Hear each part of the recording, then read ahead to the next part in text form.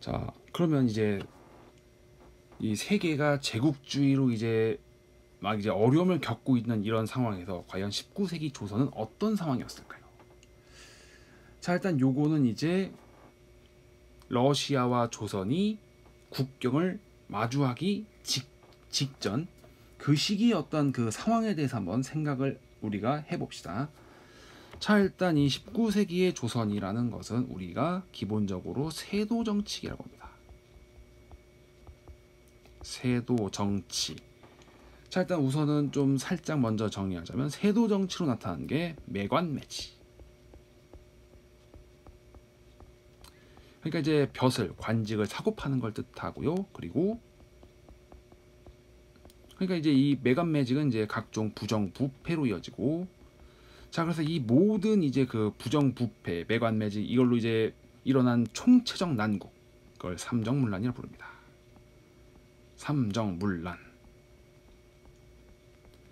자, 근데 요거까지 해서 힘들어 죽겠는데, 또 이제 그 19세기는 또 무슨 문제가 있냐면, 이게 그 이상 기온 이 현상이 있어가지고 농사가 안 됩니다. 농사가 안 되다 보니까 이제 기근, 굶주림이 이제 계속 이제 퍼지고, 전염병 이런 게 퍼지고, 그리고 이제 그 정치도 어수선하고, 이제 또 이제 이 상황에서 이제 서양 열강의 배들을 이양선이 계속 이제 출몰하게 됩니다.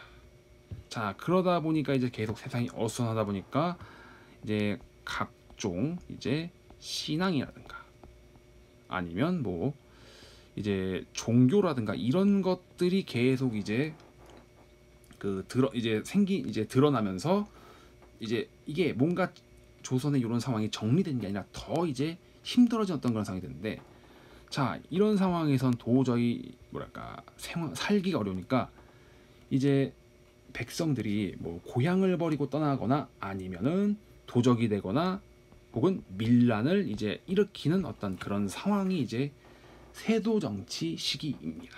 자, 그러면 하나씩 우리가 살펴봅시다. 자, 세도 정치라는 건 뭐냐면은 뭐 세세하게 얘기를 할 수 있는데, 일단 간단하게 얘기해서 한 가문이 국가의 주요 요직, 그러니까 중요한 자리라든가 아니 그리고 여기에서 시스템을 모두 장악한 거예요. 시스템을 한 개의 가문의 시스템을 이제 모두 장악한 거죠. 자, 예를 들어서 이제 그 이때 또 잘 나갔던 가문이라고 해야 되나? 자, 안동김씨, 그리고 풍양조씨, 이런 사람들이 이제 국가의 이제 모든 이제 시스템을 장악하고 이제 세도를 누렸는데, 자, 예를 들어서 이런 거예요. 자, 예를 들어서 안동김씨가 잘 나간다 하면 영의정도 안동김씨, 그리고 예를 들어서 육조 판서도 모두 안동김씨, 하다못해 저기 경기도 관찰사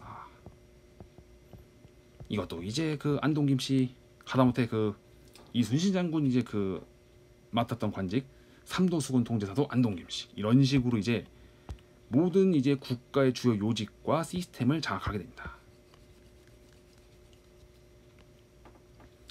자, 그러면 이제 무슨 이야기냐면, 자, 모든 이제 이 시스템을 장악했기 때문에 자, 왕권이 강할까요, 약할까요? 당연히 약하게 되죠.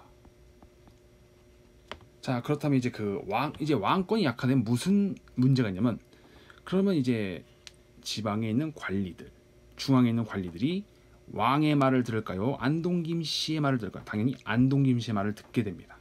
왕의 말 안 들어요.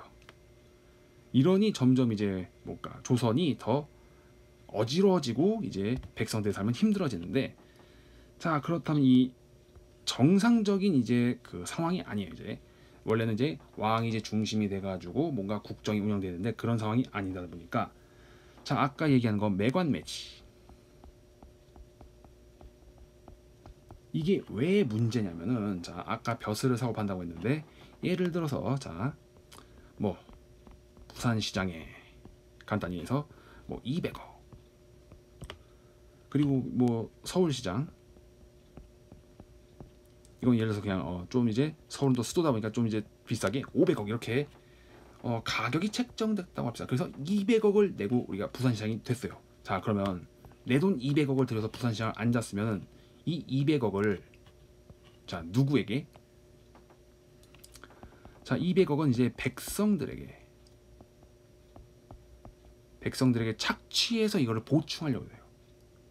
자 그렇다면은 원래 또 정해진 세금이 있는데 이 매간매직으로 이제 이제 들어간 이 비용을 또 백성들을 착취해서 들어가니까 백성들 삶이 당연히 더 힘들어지죠.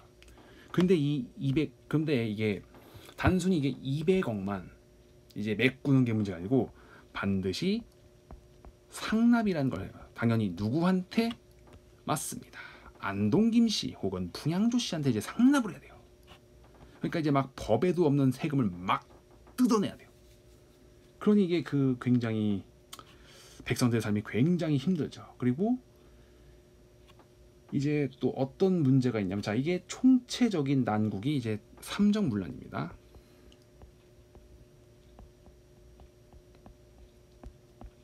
자 여기서 삼정은 세 가지 정책이라는 건데 자 전정 이건 쉽게 해서 토지세에 관련된 내용인데 간단히 얘기해서 자 당연히 내가 이제 소유하고 있는 땅은 당연히 내가 세금을 내야 되는데 내가 소유한 적이 없는 땅에다가 세금을 매기고 그걸 나한테 내요. 근데 안 낼 수가 없어요. 안 내면 이제 더 큰 불이익이 있으니까 이 토지세를 이제 이런 식으로 이제 부당하게 뜯는 거예요. 이게 전정. 자, 그다음에 군정이라는 게 있습니다. 자, 우선 먼저 참고로 말씀드릴 거는 조선 시대의 군 생활은 15살에서 60세까지가 이제 군대 복무 기간이에요. 간단히 그냥 평생이에요, 평생. 근데 이제 이게 굉장히 뭐랄까 힘들고 어려운 걸 알기 때문에 이제 군포라는 걸 냅니다. 쉽게 해서 옷감인데 이 군포를 납부해서 그래서 뭐 1년 면제 요런 식으로 해서 이제 군포를 납부하는 것으로 이제 군역을 대신하는 건데 자 문제는 뭐냐 자 여기 15살에서 60세 사이에 있는 남자가 이제 군포를 납부해야 되는 거는 뭐 괜찮아요. 괜찮은데 문제는 뭐냐면 자 예를 들어서 이미 50년 전에 돌아가신 증조 할아버지 몫으로 군포를 내려. 아니 죽은 사람한테 어떻게 세금을 내? 당연히 이제 돌아가신 분의 군포도 내야 된다 해서 이게 그러니까 이제 요건 죽은 사람한테 이제 군포를 뜯는다 해서 백골 징포라 부릅니다. 이 백골이 죽은 사람의 뜻이거든요. 자, 그래서 이제 증조 할아버지의 몫까지 내야 되는 게 백골 징포. 그리고 또 뭐가 있냐면 자 이제 어쨌든 장가가고 시집가서 아들을 낳았습니다. 아들을 낳았는데 당연히 15살 미만이니까 군포를 납부해야 될 이유가 없어요. 근데 아이한테도 이제 갓난아기한테도 이제 군포를 뜯는 거예요. 이게 황구 첨정이라 부르는데 그러니까 이 황구라는 것 자체가 갓난아이 어린아이를 뜻해요. 그러니까 이런 식으로 뜯어가니까 이게 살 수가 있냐 이거죠. 근데 또 이제 예를 들어서 이제 이 군포가 굉장히 부담스러워요. 그래서 도저히 못 내겠다 해서 도망가 버리면 그러니까 그 마을을 몰래 이제 떠나서 도망가 버리면 이웃집이 그 군포를 또 대신 내야 되는 그런 상태예요. 이게 굉장히 뭐랄까 이거 말도 안 되는 이런 이제 군포 징수를 이제 하다 보니까 당연히 이제 삶이 피폐해지죠. 자, 그다음에 마지막은 환곡. 자, 환곡이라는 건 쉽게 해서 이건 간단히 대출이라고 생각하면 됩니다. 대출. 자, 이 대출은 뭐냐면 이제 우리가 지금은 뭐 그런 게 없지만 이제 3월에서 4월 이제 작년 이제 가을에 거뒀던 식량이 떨어집니다. 그러면은 5월에 이제 보리를 이제 수확하게 되는데, 자 3월 4월에 이제 그 작년에 거뒀던 뭐 쌀 이런 것들이 다 식량이 떨어졌어요. 그러면 5월에 보리를 수확하기 전까지 이 기간을 보릿고개라고 부릅니다. 보릿고개.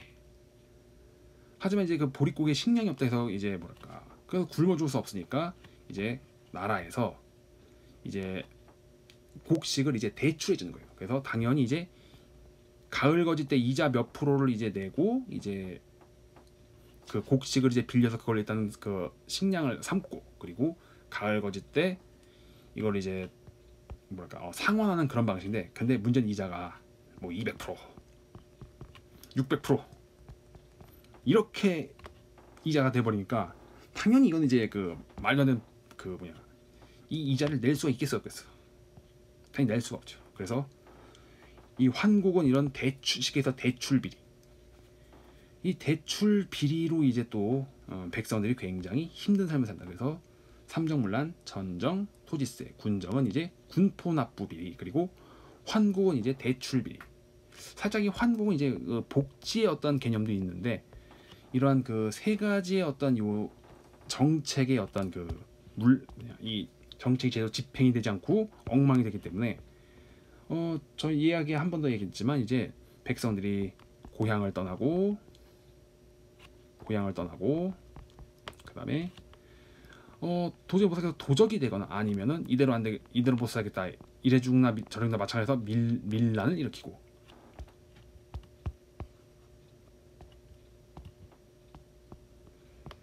자, 요런 어떤 그 상황이었고, 자 그러면 우리가 좀 이제 정리를 해볼 필요가 있는데, 자 그러면 흥선대원군은 당연히